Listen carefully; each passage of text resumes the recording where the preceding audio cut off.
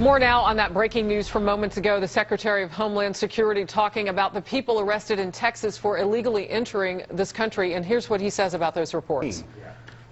In September, the public heard a claim that 4 individuals with suspected ties to terrorism in the Middle East had attempted to cross our southern border.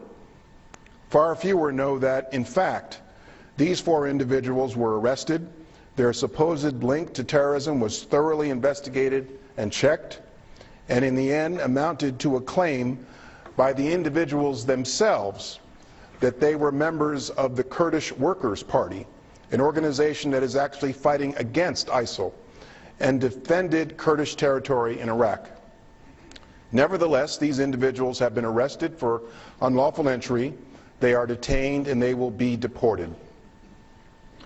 In the recent outbreak, there has been only 1 case so far of Ebola diagnosed in this country.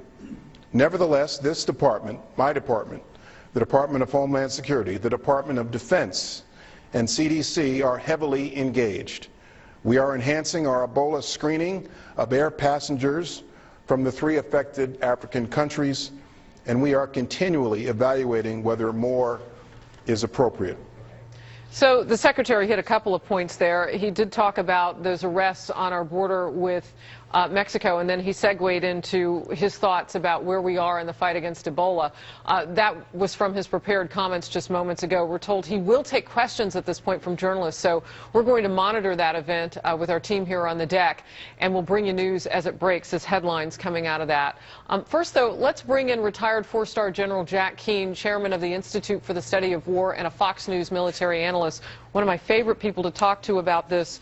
You know, General, as we start with what's going on at our border, is it unfathomable that this could happen? Because, I mean, you hear the Secretary's comments pushing back, well, it didn't happen this time with the terrorists, but there is a wider concern, correct?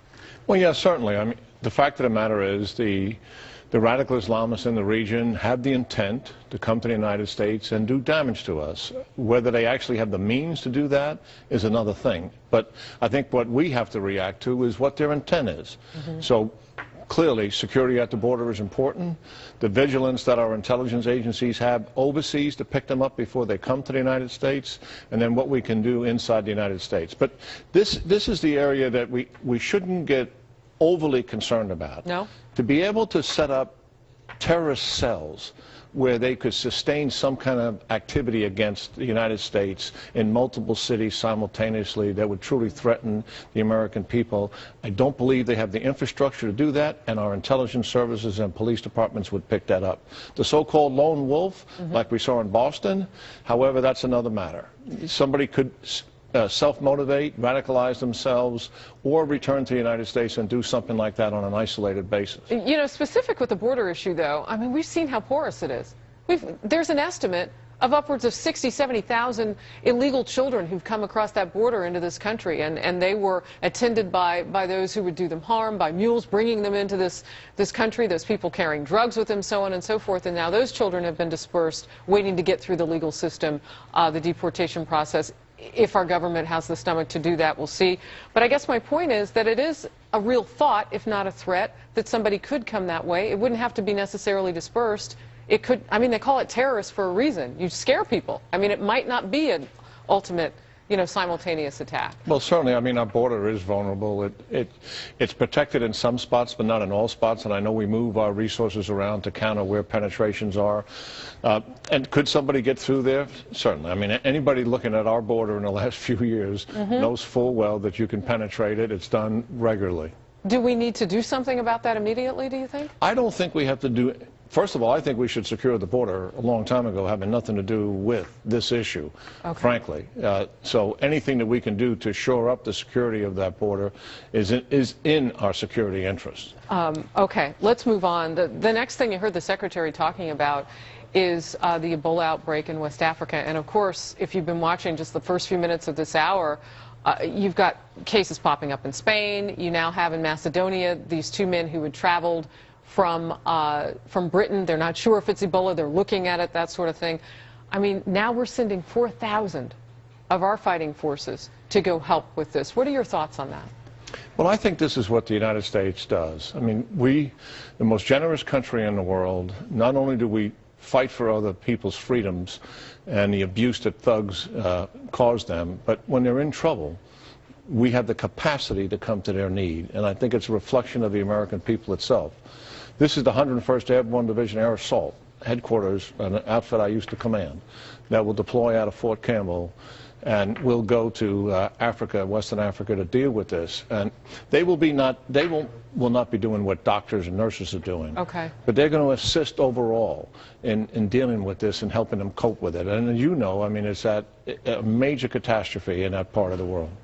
You know, as we're reading and we think about our men and women who are going, we're learning details, like they'll be touching blood samples and so on and so forth.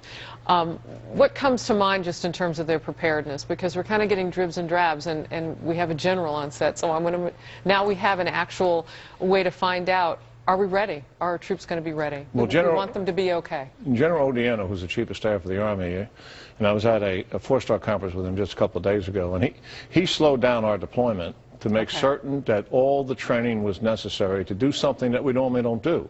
I mean, if it's going to a war zone, obviously that is something that's in our kit bag, and we do that routinely. Right. Probably much too routinely, given the last 13 years. But the fact of the matter is, he wanted to ensure that all the training is done, all the preparations that are done to safeguard our troops' welfare, obviously. And Godspeed to them. Real quickly, just your thought of where we are now with Kobani, right on the border.